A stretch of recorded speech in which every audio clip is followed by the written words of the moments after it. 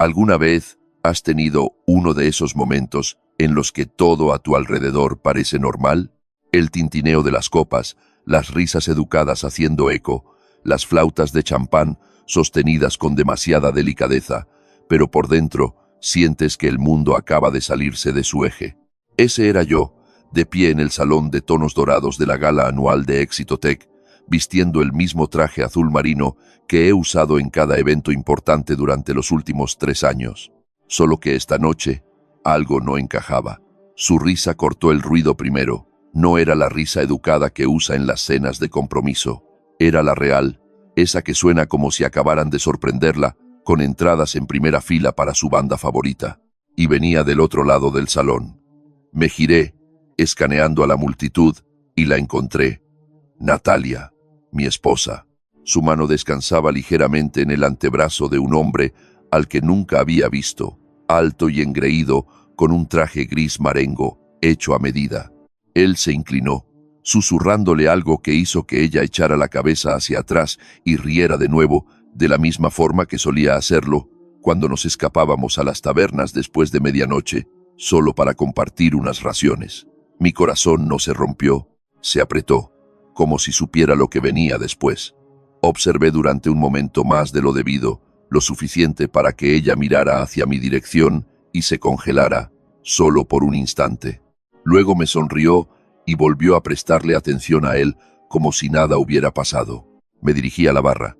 Necesitaba agua o un whisky, lo que fuera, pero antes de que pudiera pedir, el hombre apareció a mi lado. Lo reconocí de cerca.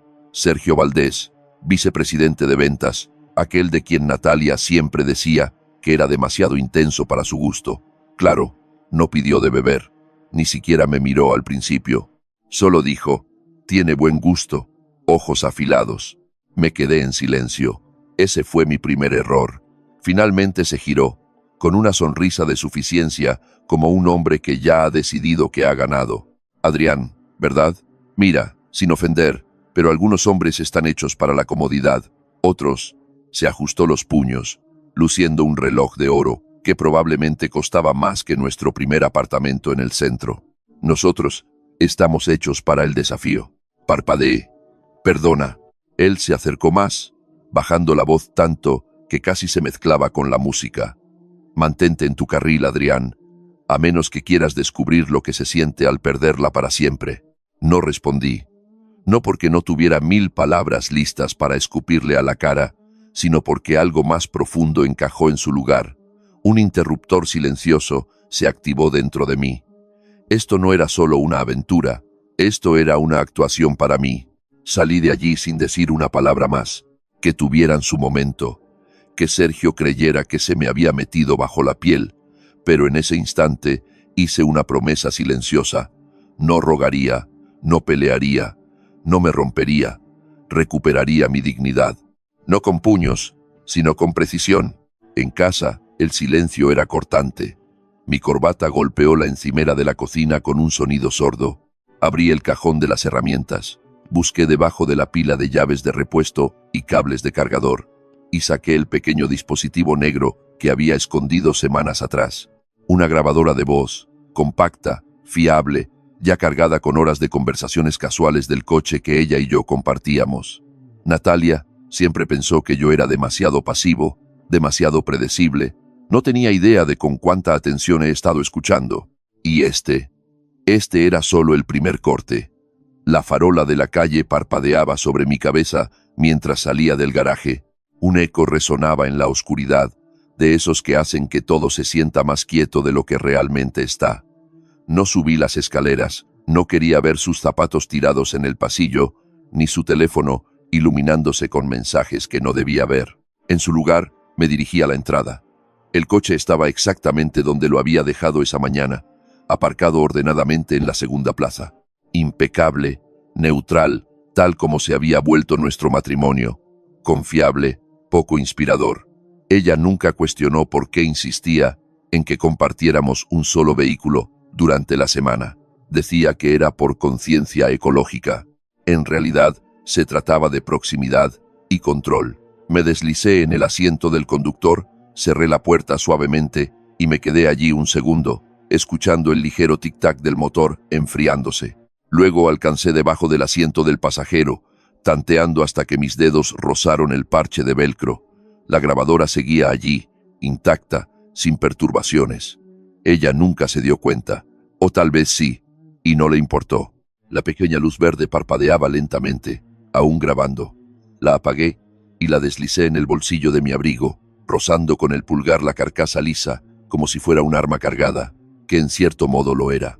No una bomba, sino un bisturí. La casa estaba en silencio cuando regresé. No el tipo de silencio que calma, sino el que pesa. El bolso de Natalia estaba en la isla de la cocina, su tubo de pintalabios asomando como un rastro descuidado. Sus tacones, rojos, más altos de lo que solía usar, descansaban junto a la puerta principal, como si acabaran de sobrevivir a una conquista. Ella no estaba en el dormitorio. No pregunté a dónde había ido después de la gala. No necesitaba hacerlo. Me serví un vaso de agua, puse la grabadora en la mesilla de noche y me acosté en la cama mirando al techo. El viejo ventilador giraba lentamente sobre mí, sus aspas cortando el silencio en secciones, en algún lugar entre el pensamiento y el sueño. Me di cuenta de algo extraño. No sentía rabia, no de la forma en que la mayoría esperaría, ningún impulso de gritar, de exigir respuestas, de arrancarla de donde quiera que se hubiera ido. Lo que sentía, en cambio, era algo más frío, inmóvil, el tipo de emoción que no estalla, sino que se calcifica. Tal vez así es como sabes que algo ha terminado. No cuando duele, sino cuando ya no te sorprende. A la mañana siguiente, ella tarareaba mientras se movía por la cocina, actuando como si nada pasara. Me preguntó si quería café. Dije que no. Esperé hasta que se fue al trabajo antes de sentarme en mi escritorio con la grabadora, conectarla y cargar los archivos. Había más de 30. Empecé con el último. Al principio, era solo ruido ambiental, sonidos de la calle, el suave ritmo del tráfico madrileño. Luego, su voz irrumpió más clara de lo que esperaba. Solo desearía que dijera algo, lo que sea. A veces siento que vivo con un fantasma. Se estaba riendo, no con nerviosismo, sino con confianza, con picardía. La voz de Sergio la siguió. Un fantasma que todavía paga las facturas y dobla tu colada. Me parece una victoria. No seas cruel, dijo ella, pero había calidez en su tono, burla. ¿Cruel? Por favor, si fuera la mitad del hombre que soy yo, no estaríamos teniendo esta conversación. Hubo una pausa, luego el sonido inconfundible de ella suspirando. No lo sé, tal vez simplemente lo superé. Es seguro, familiar, pero ya no es un desafío. Ya no. Y ahí estaba, no un cuchillo, sino un bisturí, preciso, intencional, entregado sin ira, sin culpa. Me recliné en la silla, escuchando cómo mi ritmo cardíaco se ralentizaba en el pecho. Mis dedos no temblaron, mi mandíbula no se apretó. Ella no me había roto, ella me había dado claridad. Copié el archivo en una memoria USB y lo etiqueté como apoyo cómodo, WAV, porque eso era lo que yo era para ella, un plan B, pero no lo sería por mucho tiempo. No sé cuánto tiempo estuve sentado allí. El sol ya se había desplazado por los azulejos de la cocina cuando levanté la vista. El archivo había terminado 20 minutos antes, pero lo había dejado reproducirse una y otra vez. Esa frase se había grabado a fuego en mi mente. Un apoyo cómodo. Ni siquiera sonaba como si lo dijera como un insulto. Esa fue la parte que me dolió. Fue casual, casi aburrido, como si estuviera describiendo un par de zapatillas viejas que guardas por si las nuevas te hacen rozaduras. El tipo de frase que la gente suelta sin pensar, a menos que ya la hayan dicho antes. ¿Cuánto tiempo llevaba diciéndoles eso a sus amigos? A Sergio, a sí misma. La primera emoción que surgió no fue furia, fue vergüenza. No del tipo que viene de hacer algo mal, sino del tipo que se te encoge en el estómago cuando te das cuenta de que alguien te ha estado mirando de forma diferente a como tú la mirabas a ella durante mucho tiempo. Pensé en todas esas noches en las que le hacía té cuando tenía migraña, los sábados por la mañana que arreglaba el grifo que goteaba o desatascaba el desagüe de la ducha sin que me lo pidiera, la forma en que le masajeaba la espalda sin esperar nada a cambio, solo porque decía que su día había sido duro. ¿Había sido eso consuelo o simplemente conveniencia? La pregunta quemaba. Miré alrededor de la casa, nuestra casa, y la vi de otra manera. El estante de especias que yo mismo construí y organicé por colores, porque ella dijo que Pinterest la había inspirado. La foto enmarcada de nuestras vacaciones en San Sebastián por nuestro 10º aniversario, cuando la llevé en brazos por la playa porque se le rompió el tacón. La taza de él y ella que compró pero nunca usó realmente. Siempre bebía de la mía. Cada rincón parecía susurrarme de vuelta. Apoyo cómodo, apoyo cómodo, apoyo cómodo. Era una sensación extraña ser borrado estando aún presente. Me levanté, caminé hacia el pasillo y me quedé mirando nuestra foto de boda. Sonreíamos como idiotas. Ella llevaba flores en el pelo. Recuerdo al fotógrafo diciendo, «Miraos como si ya conocierais el secreto». Supongo que ella lo conocía. No rompí nada. No grité. En su lugar, fui al armario y alcancé la pequeña caja ignífuga en el estante superior. Dentro estaba todo lo importante. Certificados de nacimiento, la escritura de la casa, algunos formularios de seguros antiguos y una memoria USB. Añadí una nueva a su lado, la que tenía la grabación. La etiqueté discretamente. Cerré la caja de nuevo. Luego, volví a sentarme en mi escritorio. Abrí mi correo electrónico y me quedé mirando el cursor parpadeante. No estaba seguro de lo que buscaba. ¿Pruebas? ¿Cierre? No. Buscaba ventaja. Pero primero, tenía que entender al enemigo. Escribí, ¿cómo exponer una infidelidad laboral sin violar la política de RRHH? Aparecieron docenas de artículos, blogs legales, foros, relatos personales. Leí cada uno con la calma de un hombre que corta fruta. Las piezas empezaron a encajar. No iba a enfrentarme a ella. Todavía no. Eso le daría poder. Y el poder, estaba aprendiendo. Se trataba de elegir el momento. Ella pensaba que yo era un apoyo cómodo, predecible, seguro, bueno. Que lo creyera un poco más, porque ahora tenía una misión, un objetivo. Recuperar mi nombre sin levantar la voz. Y una vez que empezara a moverme, no me detendría hasta que ella se diera cuenta de lo peligroso que puede ser el silencio. La gente piensa que la venganza es ruidosa, desordenada, peleas a gritos y platos lanzados. Pero la real, la que perdura, es silenciosa, estratégica, como llamar a una vieja amiga de la Facultad de Derecho, con la que no has hablado en años, y empezar la conversación con un hipotéticamente. Se llama Alicia. En su día, éramos compañeros de estudio. Tenía un cerebro como un bisturí, afilado, preciso, sin movimientos desperdiciados. Recordé eso cuando aprobó el examen de acceso a la abogacía a la primera y se especializó de inmediato en cumplimiento de recursos humanos y responsabilidad corporativa. Contestó al segundo tono. Adrián preguntó, sonando más sorprendida que curiosa. ¿Estás bien? No respondí de inmediato. Solo dije, ¿puedo consultarte algo? Extraoficialmente. El silencio al otro lado fue breve, calculado. Luego respondió, adelante. No di nombres. No mencioné a Natalia ni a Sergio. Solo dije que tenía, digamos, acceso a una conversación entre dos compañeros de trabajo que implicaba fuertemente una aventura en el lugar de trabajo. Una de las partes estaba casada, la otra estaba en una posición de influencia. Se hablaba de que alguien era un apoyo cómodo. Dije que me preocupaba no solo la brecha moral, sino cómo esto podría afectar al código de conducta de la empresa, su responsabilidad. Alicia no necesitó más. No te equivocas, al ser cauteloso, dijo. La cultura de empresa es un campo de minas cuando se trata de relaciones, especialmente si hay dinámicas de poder involucradas. Mantuve mi tono uniforme. Y si alguien tuviera pruebas, un audio legítimo y limpio que mostrara que estaba ocurriendo una relación inapropiada usando recursos de la empresa, ¿sería procesable? Eso depende, dijo ella. ¿Se grabó legalmente? Hice una pausa. Fue en un vehículo compartido, ambas partes conscientes de que podía grabar, lo cual era cierto. Ella sabía que el coche tenía funciones de voz a texto. Incluso las había usado antes. Alicia tarareó pensativa. Entonces tienes ventaja, pero no puedes filtrarlo tú mismo. Estarías implicado. especialmente si hay un vínculo emocional. Lo que necesitas es un cortafuegos. Aunque, una ruta de denuncia anónima. La mayoría de las empresas, especialmente en ventas o tecnología, tienen líneas directas internas o portales de ética de terceros. Están diseñados exactamente para esto, informar sin represalias. Me recliné, el corazón golpeando suavemente en mi pecho.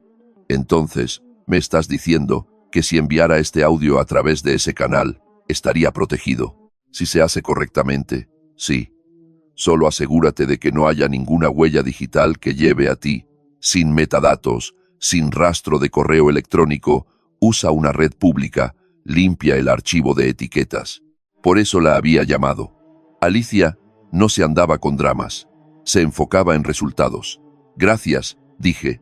Pude escuchar su sonrisa irónica a través del teléfono. Quien quiera que sea el objetivo, se va a arrepentir de haberte subestimado. Colgamos. Me quedé mirando la memoria USB en mi escritorio durante mucho tiempo después de eso. Las palabras se repetían en mi cabeza, no solo las de ella, sino las de él. Mantente en tu carril. Pensé en cómo ella sonrió esa noche en la gala. Con qué facilidad soltó la versión de mí en la que había pasado años convirtiéndome. Apoyo cómodo. Era hora de convertir ese consuelo en consecuencia. Me levanté, cogí mi chaqueta y conduje por la ciudad hasta un espacio de coworking que sabía que tenía ordenadores para invitados y wifi público. No se requería inicio de sesión. Allí, bajo un nombre de usuario genérico, eliminé los metadatos del archivo, convertí el audio a un formato de menor calidad y lo subí a una unidad limpia. Luego encontré la página interna de RRHH de Éxito Tech. Allí estaba, portal de denuncias éticas anónimas, alojado por terceros, privacidad garantizada. Adjunté el audio, añadí una breve explicación, solo hechos, sin adornos, y pulsé enviar. La pantalla parpadeó. Confirmación no requerida. Eso fue todo. Sin drama, sin discurso de venganza, solo un clic silencioso y la lenta combustión de un desenlace inevitable.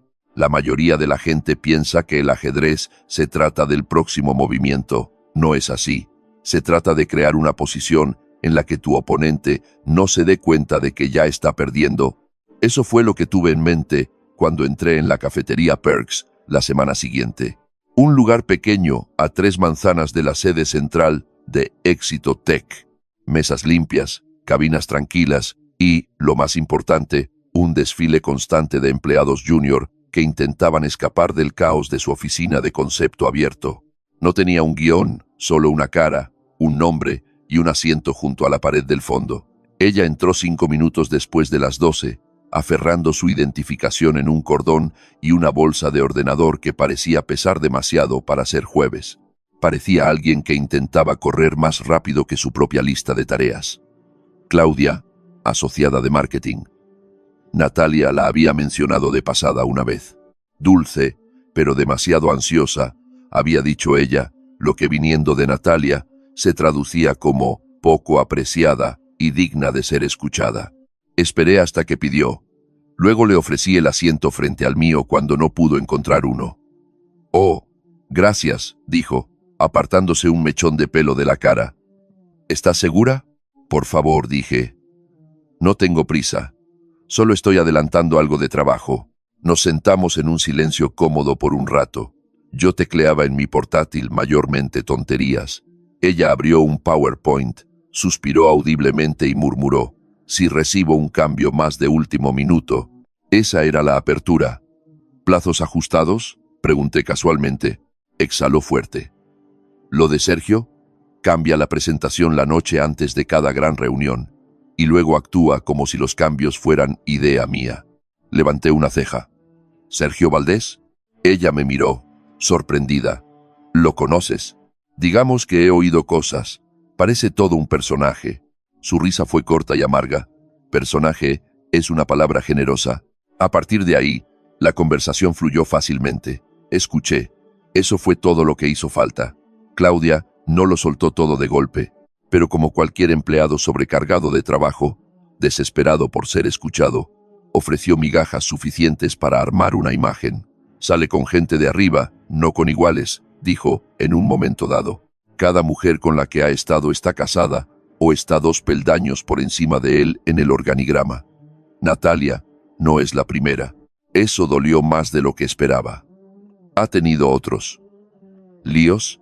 Por favor, se mofó ella. El año pasado fue Julia de finanzas. Antes de eso, Carmen de RR. HH. Usa el encanto como una palanca. Entra, consigue lo que quiere y sigue adelante. La mayoría lo sabe, pero nadie lo denuncia. El tipo trae números.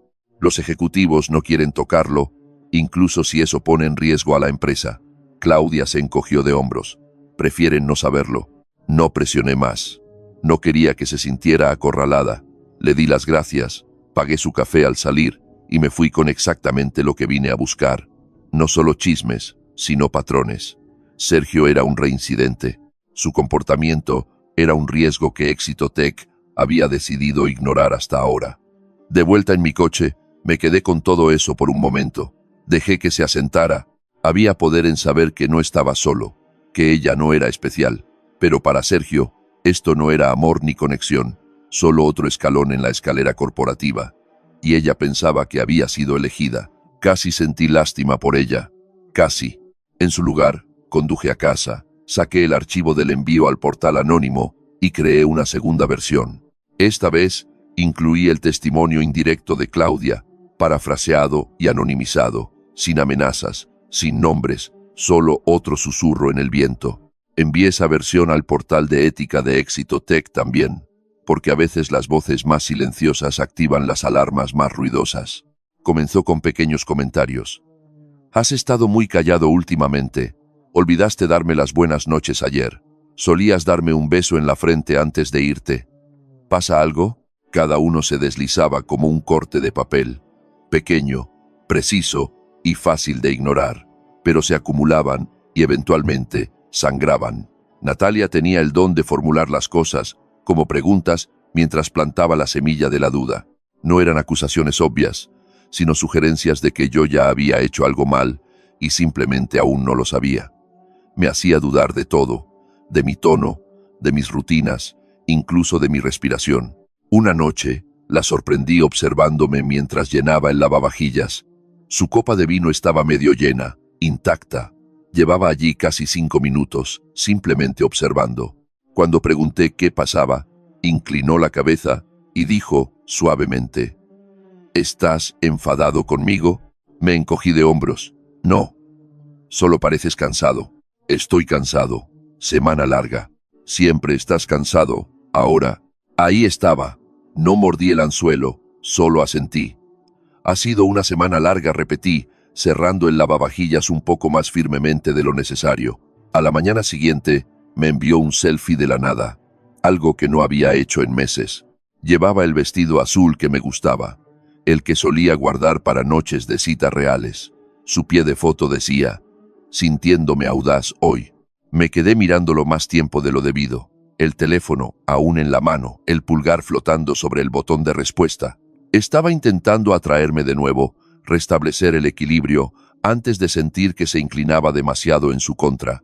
Pero la parte que me carcomía no era su repentina dulzura. Era lo buena que era alternando entre el afecto y la acusación. Esa tarde, cuando entré del trabajo, ella ya estaba en la encimera de la cocina, con una olla de risotto burbujeando detrás. Se giró y me dedicó una sonrisa tensa. Aquí estás, dijo. Empezaba a pensar que tal vez habías encontrado a alguien con quien hablar. Me detuve a mitad de camino. Lo dijo con una sonrisa burlona, pero las palabras no eran juguetonas, eran inquisitivas. Aquí estoy, respondí simplemente, dejando mis llaves. ¿Siempre estás físicamente? Ese fue el momento en que todo encajó. No tenía curiosidad. Estaba acorralada, y la gente acorralada pone a prueba las vallas. Estaba intentando provocar culpa sin acusaciones, tratando de ver si podía captar un destello de pánico en mis ojos, algo a lo que aferrarse, si pudiera hacerme sentir que yo era el que se estaba alejando. Estás a la defensiva, dijo más tarde, cuando pregunté por su día en lugar de hablar del mío. No dije con calma. Me estoy enfocando ¿en qué? ¿Tu nueva amiga del gimnasio? Me reí suavemente. Natalia, ¿eso es lo que estamos haciendo ahora? Los ojos de Natalia se entrecerraron. He visto tus mensajes. No te estás escondiendo exactamente. No mordí el anzuelo. No había mensajes, solo un nombre que solté una vez al principio, como una piedra en un estanque tranquilo. Las ondas aún estaban volviendo a ella. Eso es interesante, dije, sentándome a la mesa. No sabía que estabas revisando mi teléfono de nuevo. Eso la calló, pero solo por un instante. No le des la vuelta a esto, dijo, con voz más aguda. Solo creo que te estás distanciando, y no es justo para ninguno de los dos. Justo. Había dejado de contar cuántas veces había usado esa palabra como un escudo, como si decirla en voz alta equilibrara la balanza. Más tarde esa noche, después de que ella se durmiera, me senté en el salón y me quedé mirando nuestro álbum de bodas. No pasando las páginas, solo mirando la portada por un momento, solo un suspiro. Me pregunté si talvez me estaba volviendo loco. Talvez era demasiado frío, demasiado calculador. Tal vez había construido esta guerra silenciosa en mi propia mente, y nada de eso era real. Pero luego recordé su voz en la grabación. Es un apoyo, y la risa de Sergio. Mantente en tu carril. No, esto no era un delirio. Esto era claridad. Dejé el álbum y exhalé, largo y lento. Podía poner a prueba las vallas todo lo que quisiera, pero este ya no era su juego. Yo no estaba dentro de los muros, yo ya estaba fuera. ¿Alguna vez has gritado a un cañón y no has escuchado nada de vuelta? Así es como se sintió después de enviar el segundo archivo. Sin confirmación, sin correo, sin llamada telefónica, solo silencio. Revisaba el portal anónimo 2 veces al día desde diferentes redes públicas, usando navegadores con cookies limpias como me había enseñado Alicia. Pero no había nada, ningún cambio, ninguna onda. Al principio, me dije que era una buena señal. Significaba que no era rastreable. Lo había hecho bien. Pero a medida que pasaban los días, la duda empezó a filtrarse por las grietas, como el agua a través de una tubería rota. ¿Y si lo ignoraban? ¿Y si los números de Sergio eran más valiosos que la ética? ¿Y si jugaba un juego silencioso solo para descubrir que nadie estaba escuchando? No me di cuenta de cuánto necesitaba esa reacción hasta que no la obtuve. Cada mañana observaba a Natalia vestirse para el trabajo como si nada hubiera pasado. Seguía tarareando en el baño. Seguía eligiendo sus pendientes con la misma precisión quirúrgica. Seguía desplazándose por su teléfono en el borde de la cama, la pantalla inclinada justo fuera de la vista.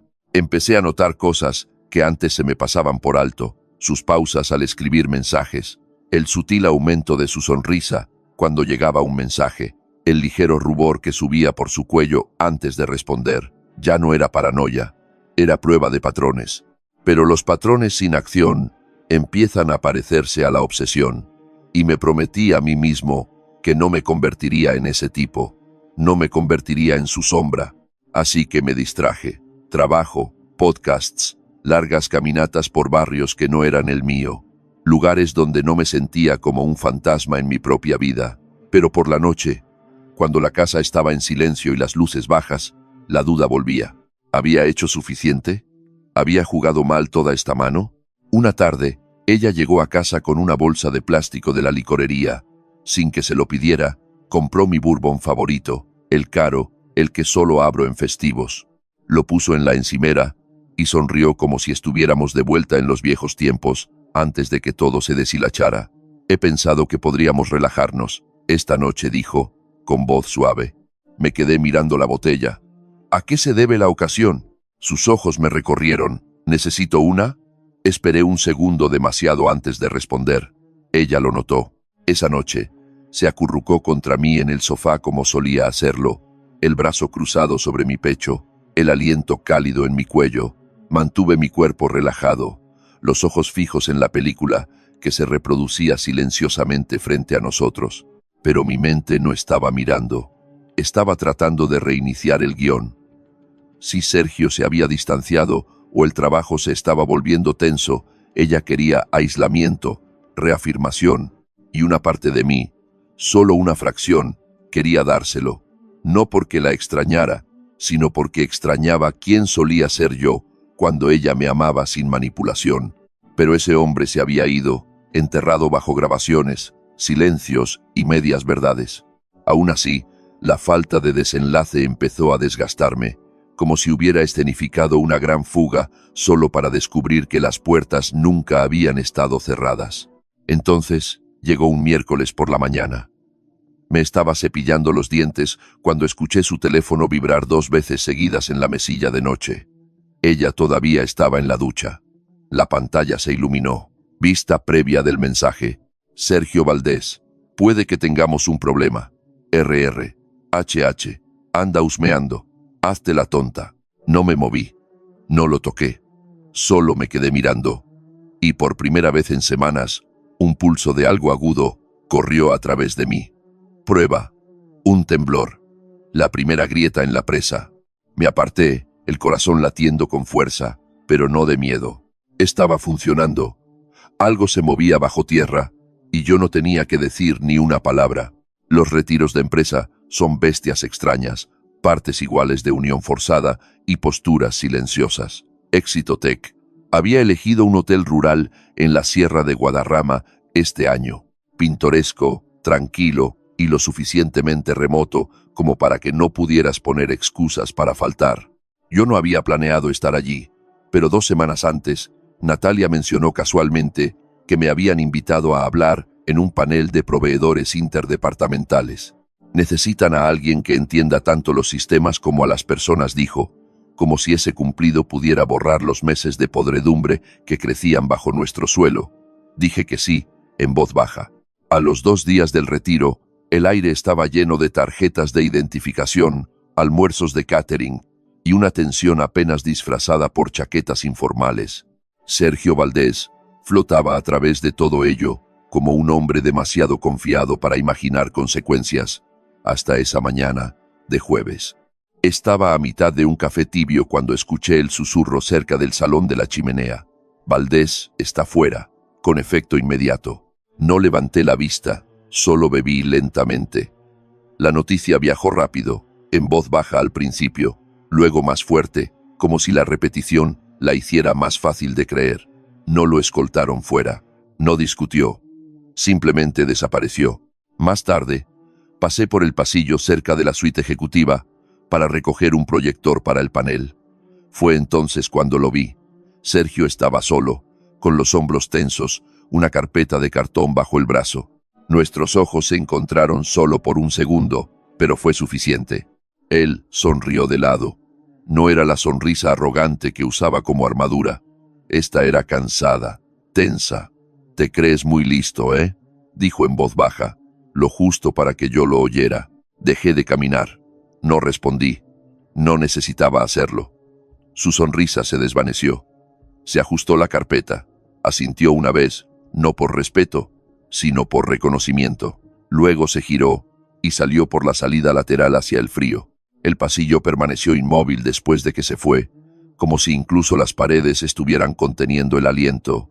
Y yo me quedé allí con el pulso estable y el pecho más ligero de lo que había estado en meses. No había gritado, no había amenazado. Simplemente moví mi pieza en el tablero y el rey se había rendido. Ella llegó a casa 2 días después, empapada por la lluvia y visiblemente alterada. Su bolso colgaba descuidadamente de un hombro. Escuché caer las llaves, con más torpeza de lo habitual, seguido por el suave golpe de su abrigo, golpeando el suelo en lugar de la percha. Me quedé en la encimera de la cocina, pasando las páginas de una revista que no estaba leyendo. Natalia entró lentamente, con el rímel corrido bajo los ojos.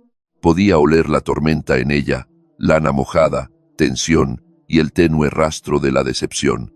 No se había puesto perfume para ocultarlo. «Me han trasladado», dijo rotundamente. No levanté la vista.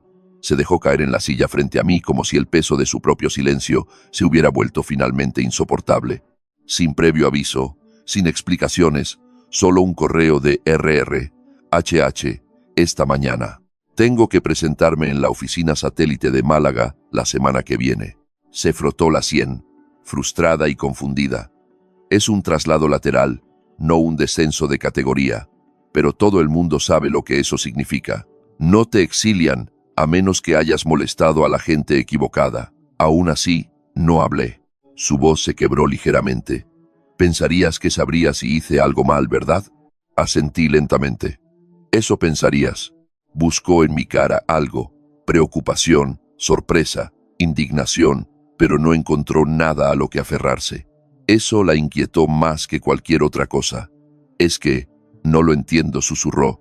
¿Por qué ahora? ¿Por qué yo? Finalmente, la miré a los ojos. Estaban vidriosos, desesperados y completamente ciegos a la verdad que estaba sentada a menos de 1 metro de distancia.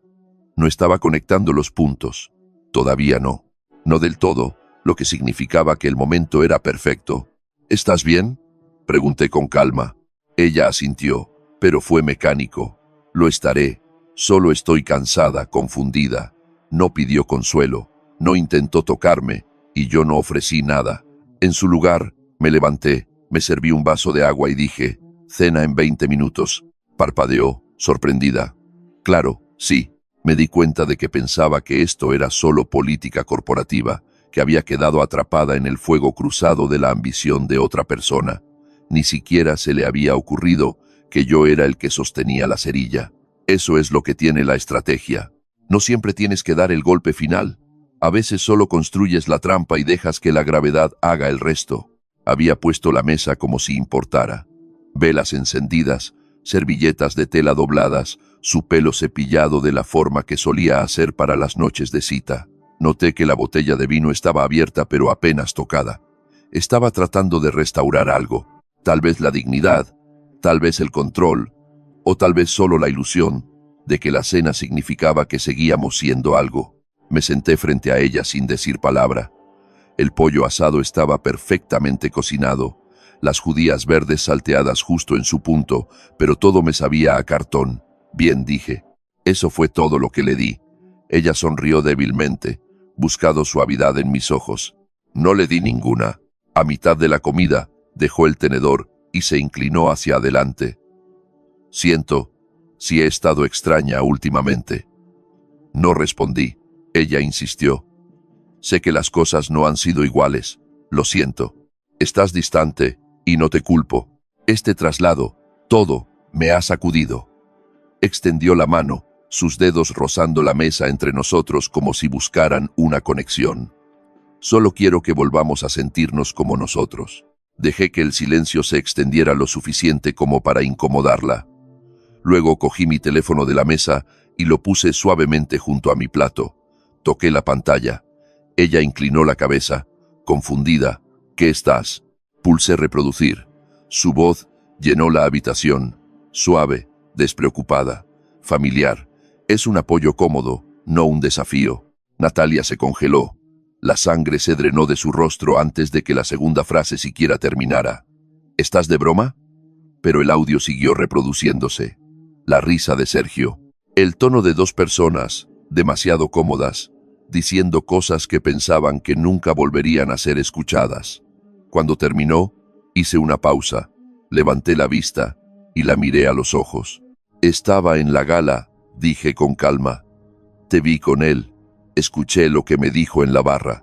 Ella parpadeó rápidamente, abriendo los labios para hablar, pero no salió nada. Me incliné hacia adelante, giré el teléfono ligeramente para que la pantalla quedara frente a ella y añadí: «Este archivo se llama Apoyo Cómodo, WAV, por si te lo preguntabas». Su mano tembló ligeramente mientras buscaba su copa de vino. Falló en el primer intento. Yo, no, lo decía en serio. Era solo una tontería para desahogarme. No era serio. Asentí una vez. «Seguro». «Eso fue hace meses», dijo rápidamente. «Hemos estado mejor desde entonces». Incliné la cabeza, estudiándola. «¿Lo hemos estado?». Su boca se abrió y se cerró.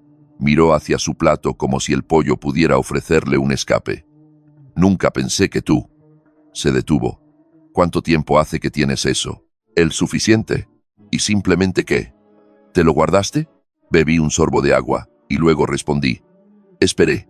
Necesitaba ver la imagen completa». Ella levantó la vista bruscamente. «¿Qué significa eso?».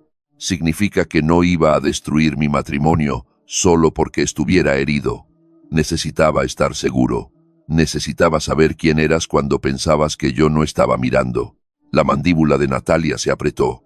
¿Me estabas espiando? No dije. Estaba escuchando. La diferencia es que tú no pensaste que yo mereciera que me ocultaras nada. Empujó su plato, visiblemente alterada ahora. ¿Y entonces qué? Pones la grabación, me haces sentir como basura. ¿Y qué? Empezamos de nuevo. ¿Me perdonas? Me reí suavemente. Natalia, esto no se trata de perdón. Tragó saliva con dificultad. Entonces, ¿de qué se trata? Se trata de la verdad y el silencio, y de cómo nunca viste ninguna de las dos cosas como una amenaza. Por primera vez en toda la noche, pareció asustada. No de mí, sino del hecho de que no sabía qué vendría después, y ese era el punto, porque ella ya no tenía el control. La mañana después de que se reprodujera la grabación, ella no salió del dormitorio. Hice café, alimenté al gato del vecino que habíamos acordado cuidar, lavé las copas de vino de la cena, para cuando finalmente emergió, descalza, silenciosa, envuelta en una de mis viejas sudaderas, yo ya estaba vestido, con la maleta junto a la puerta. Se detuvo en el pasillo como una sonámbula, que de repente se da cuenta de que está al borde de un precipicio. «Te vas», dijo en voz baja. No respondí con palabras. En su lugar, alcancé la carpeta sobre la encimera.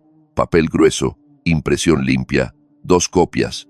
La puse suavemente en la mesa donde solíamos desayunar juntos, donde una vez le deslicé una tarjeta de aniversario escrita a mano bajo un plato de tostadas.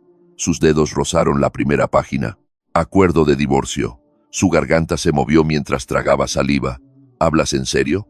Hablaba en serio cuando me casé contigo, dije. Ella levantó la vista, parpadeando con fuerza. ¿No quieres intentar terapia o tomarnos un tiempo separados? Negué con la cabeza. Uno no vuelve, después de que lo llamen, apoyo cómodo. No cuando se dice así. No cuando se siente así. Se hundió en la silla más cercana, con las manos temblando ahora. No pensé que realmente te irías. Lo sé, dije. Y ese era el problema. Hojeó las primeras páginas, desesperada por algo a lo que agarrarse. Lo he perdido todo, susurró. Sergio se ha ido. Tú no lo dejaste, dije. Él perdió su trabajo. Tú perdiste tu posición. Tú no elegiste las consecuencias. Las consecuencias llegaron. Las lágrimas brotaron de sus ojos, pero yo no sentí triunfo ni satisfacción, solo claridad. Tú eras el estable, dijo. Pensé que siempre te quedarías. Terminé la frase por ella. Ese es el peligro de pensar que alguien es una rueda de repuesto. Eventualmente, se dan cuenta de que no están parados detrás de ti. Están parados a tu lado. Y una vez que ven eso, pueden alejarse caminando. Se estiró a través de la mesa. Adrián, por favor. Di un paso atrás, no por crueldad, sino por finalidad. Levanté la maleta y me dirigí a la puerta. Espero que encuentres lo que buscas, dije. Su voz se quebró. ¿Qué estás buscando tú? Me detuve en el umbral, con la mano en el pomo. A mí mismo dije. Luego abrí la puerta y salí a la luz de la mañana. Fresca, silenciosa. Detrás de mí no escuché nada. Ni pasos ni disculpas. Solo el suave clic del pestillo deslizándose de nuevo en su lugar, como un capítulo que se cierra con su propio peso. Afuera, la calle estaba tranquila. El aire sabía a limpio, y por primera vez en lo que parecía una eternidad, no me sentí como un marcador de posición en mi propia vida. Me sentí libre. Si alguna vez te han dado por perdido, te han subestimado o te han usado, solo recuerda esto. El silencio puede ser tu arma más afilada. La dignidad puede ser tu salida más ruidosa. Y a veces, la mejor venganza es simplemente alejarse caminando. ¿Qué habrías hecho tú en mi lugar? Cuéntamelo en los comentarios. Y no olvides suscribirte para más historias como esta.